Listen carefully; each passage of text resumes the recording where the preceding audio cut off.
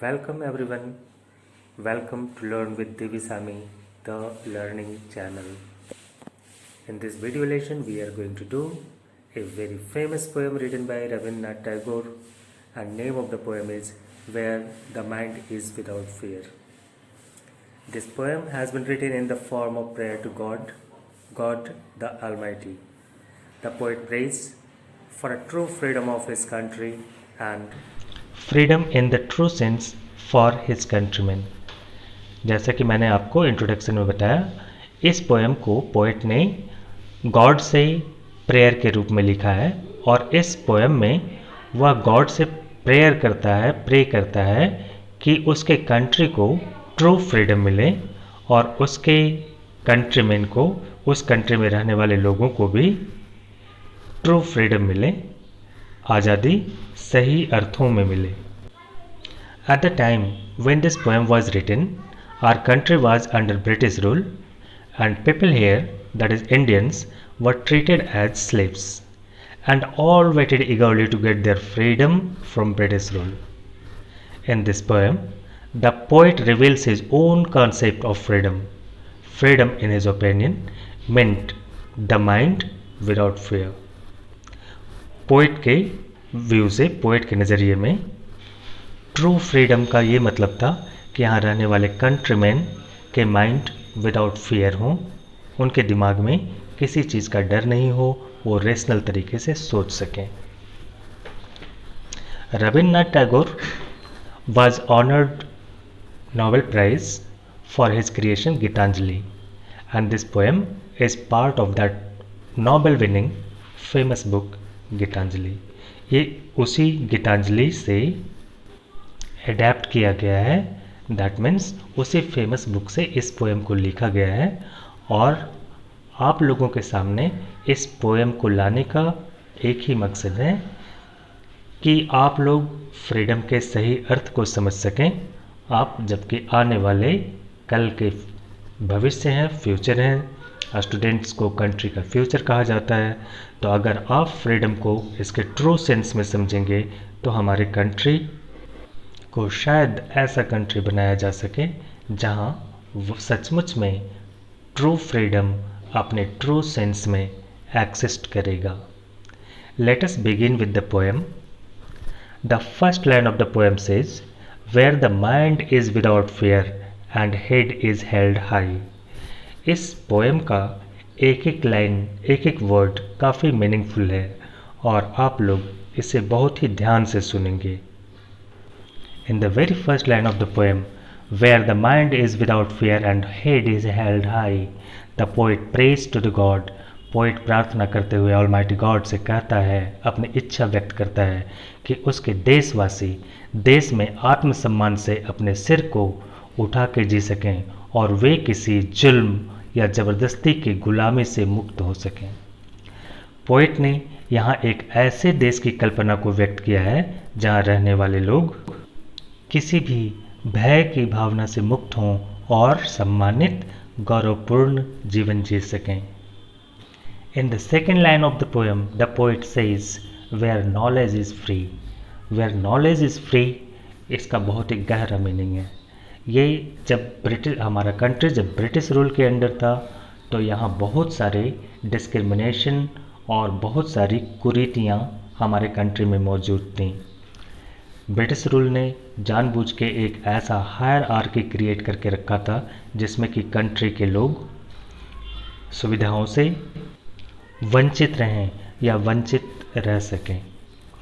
उस समय education upper class के लिए था।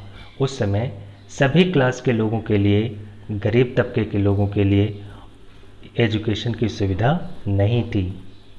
सिर्फ अमीर लोग और ऊंचे स्तर वाले लोगों को अंग्रेज़ों ने एजुकेशन हासिल करने का अधिकार दिया था।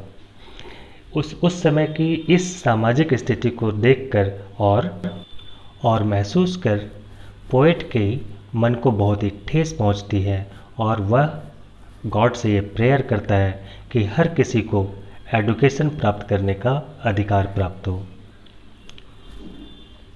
साथ ही साथ इसका और भी मतलब है।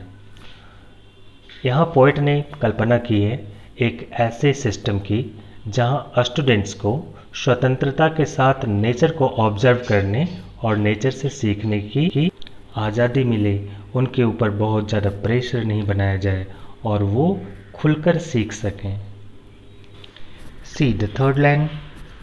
Third line says, where the world has not been broken up into fragments. इस लाइन में पोएट प्रार्थना करता है कि न सिर्फ उसका कंट्री और कंट्रीमैन बल्कि पूरे वर्ल्ड में यूनिटी एंड ब्रदरहुड की भावना और सोच हो। उसने एक ऐसे कंट्री की कल्पना की है जिस कंट्री में रहने वाले लोग जाति, नस्ल, रंग, धर्म, अंधविश्वास और दूसरी छोटी बड़ी सामाजिक कुरीतियों और बुराइयों के द्वारा डिवाइडेड नहीं हो और कोई भी डिस्क्रिमिनेटेड नहीं हो by narrow domestic walls.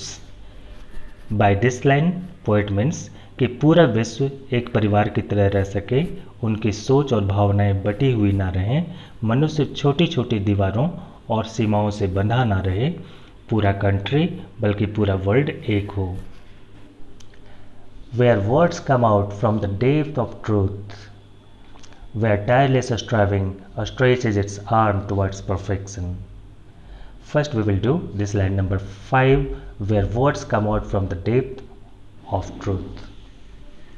Poet ऐसे कंट्री के लिए प्रार्थना करता है जहाँ रहने वाले लोग अपने दिल की भावना को सच्चाई के साथ व्यक्त कर सकें, उन्हें डर अथवा लालच से झूठ का सहारा नहीं लेना पड़े, झूठ नहीं बोलना पड़े।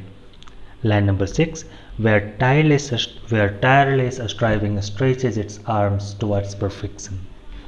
Poet prays that उसके कंट्रीमैन हार्ड वर्किंग हों और लगातार बिना थके उन्नति और विकास के अपने लक्ष्य को प्राप्त करने के लिए कोशिश करें और प्रयत्नशील रहें।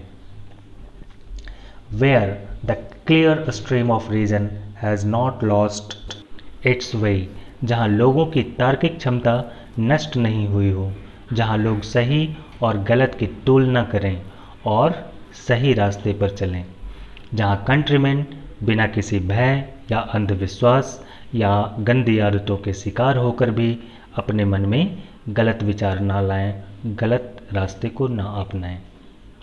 स्ट्रीम ऑफ रीजन से पोएट का मतलब है कि रीजनिंग के द्वारा सत्य का चुनाव करने के विचार की धारा बहे और वह धारा हमारे डेड हैबिट्स अर्थात कुरीतियों और अंधविश्वास के डेजर्ट में सूख ना जाए। यहाँ डेड हैबिट मीन्स सामाजिक कुरीतियाँ और अंधविश्वास। In the next line, where the mind is led forward by thee into ever widening thought and action. In this two line the poet prays अपनी इच्छा व्यक्त करता है कि उसके कंट्रीमैन ब्रॉड माइंडेड हों, ओपन माइंडेड हों और जहां सभी गॉड के बताए नेकी के रास्ते पर चलें। Next two lines, into that heaven of freedom my father let my country away.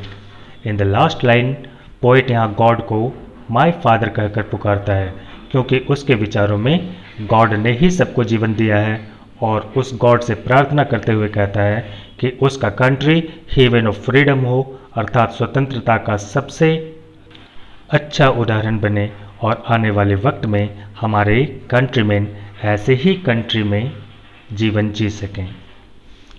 This was the meaning of this poem. I hope all of you have understood and liked. ये poem आपको अच्छा लगा होगा। अगर अच्छा लगा इसे like करना, सब्सक्राइब करना।